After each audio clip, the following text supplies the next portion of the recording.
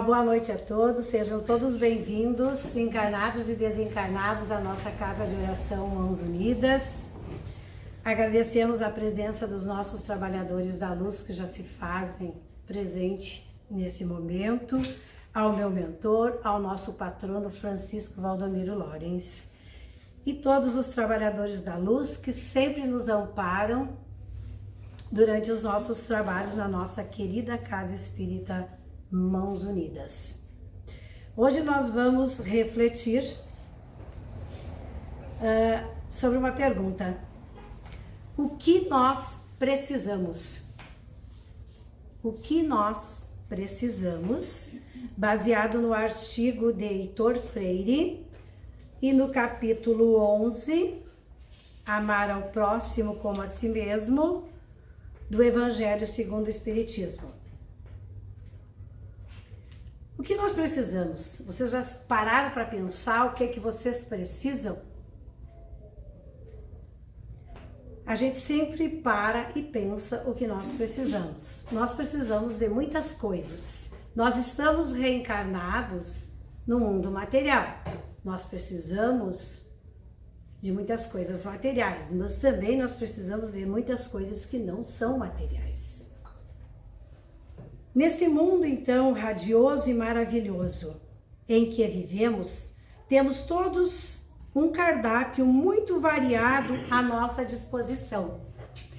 Então, esse mundo é maravilhoso? É um mundo maravilhoso, perfeito, que Deus nos deu. Radioso, que Deus nos deu para nós reencarnarmos e evoluirmos. E nós temos um cardápio muito variado à nossa disposição. Este cardápio, de um lado, nós temos o amor, a fé, a alegria, a paz, a confiança e a amizade e mais alguns. Do outro lado da mesa, nós temos o ódio, a inveja, o ressentimento, o ciúme, a discórdia, o medo, a carência, a tristeza e mais alguns. Qual lado escolher? Qual lado da mesa que nós vamos escolher? Nós temos à disposição o cardápio para fazermos a nossa escolha. Ou nós escolhemos a parte que se encontra no cardápio, o amor, a fé, a alegria, a paz, a confiança, a amizade, a coragem. Ou nós escolhemos o ódio, a inveja, o ressentimento, o ciúme, a discórdia, a tristeza, o medo, a maledicência e outros. Então, qual lado escolher? Como é que eu vou saber qual é o lado que eu vou escolher? Depende de quem escolher o lado. Depende de nós. Nós é que vamos escolher esse lado e qual o cardápio que nós vamos degustar, que nós vamos usar.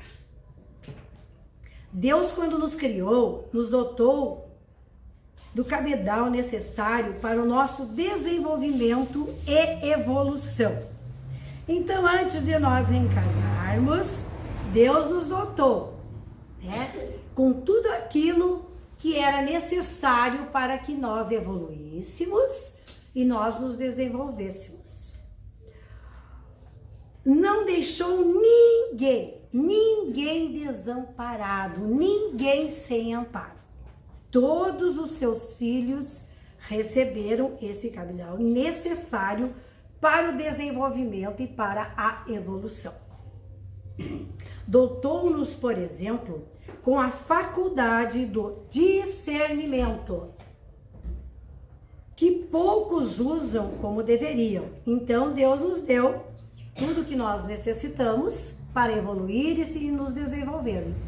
Mas também Ele, nos deu a faculdade do discernimento. O que é o discernimento? De nós sabermos fazer as boas escolhas, nós optarmos por aquilo que vai nos auxiliar na nossa evolução. As situações adversas em que a maioria das pessoas vive, longe de ser desculpa para vitimizar, Suas vidas devem ser exatamente a alavanca para sair das condições subhumanas em que se encontram. Muitos dos nossos irmãos ainda não compreenderam e não fizeram discernimento correto e ficam a usar o quê? A se vitimizar, usando a vitimização quando surgem as situações adversas em suas vidas. Ao invés de usar estas situações adversas como alavanca para sua evolução e desenvolvimento. Ninguém no planeta Terra é coitadinho. Ninguém. Nós não somos coitadinhos. Essas situações tristes são tristes, mas representam a oportunidade que cabe a cada um aproveitar. Então, por que determinados irmãos, alguns irmãos, encontram-se em situações difíceis? Por quê?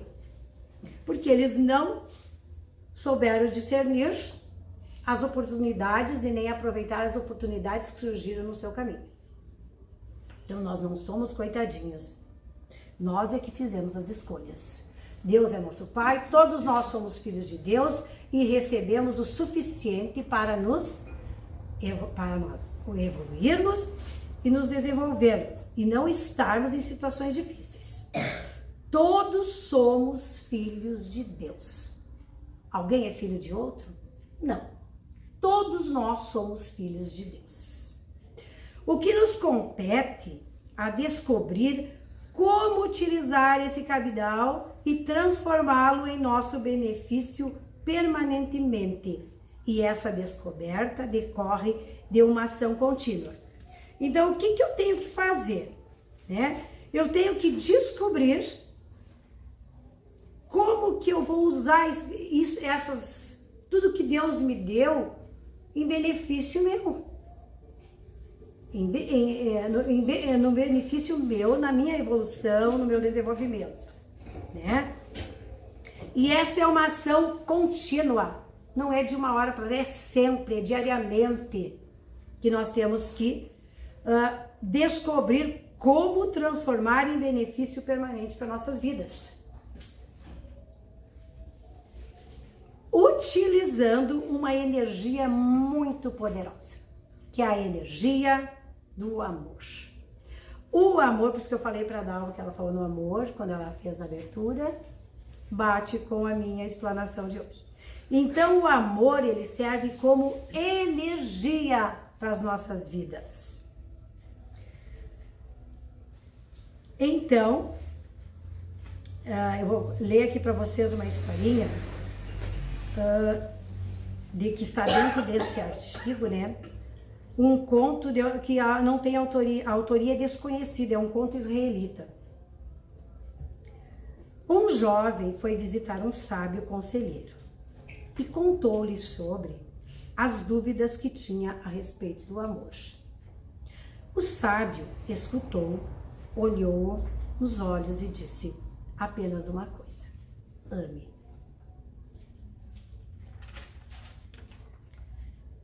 E logo o sábio se calou.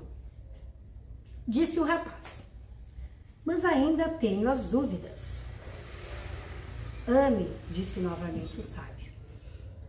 E diante do desconcerto do jovem, depois de um breve silêncio, o sábio disse o seguinte: meu filho, amar é uma decisão, não um sentimento. Amar é dedicação e entrega.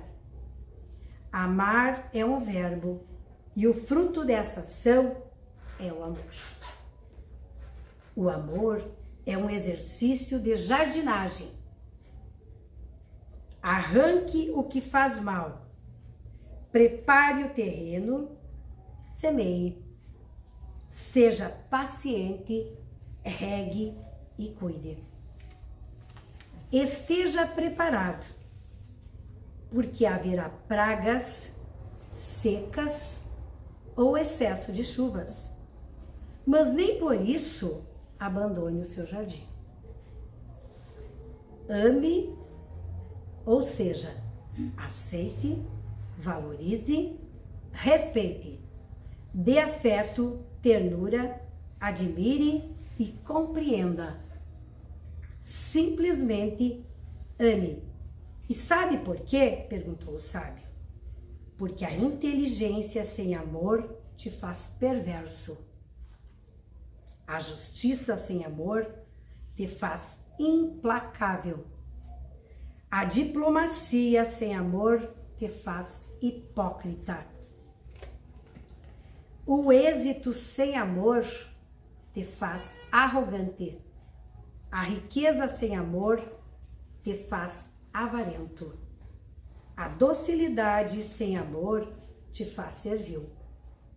A pobreza sem amor te faz orgulhoso. A beleza sem amor te faz ridículo. A autoridade sem amor te faz tirano. O trabalho sem amor te faz escravo. A simplicidade sem amor te deprecia.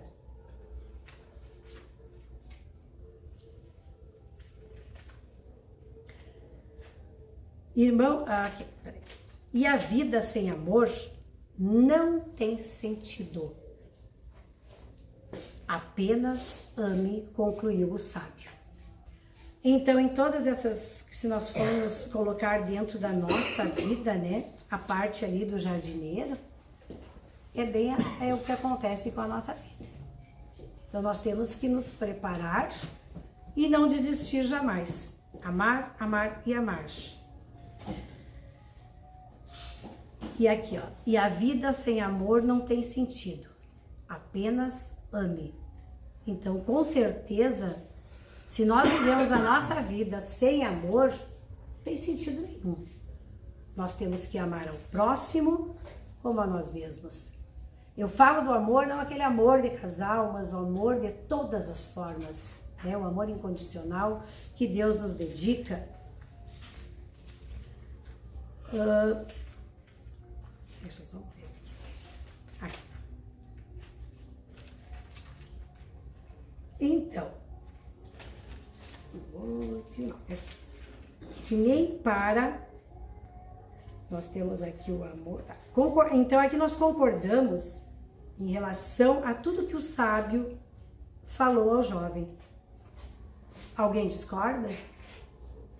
Pode discordar, né? Concordamos então em gênero, número e grau.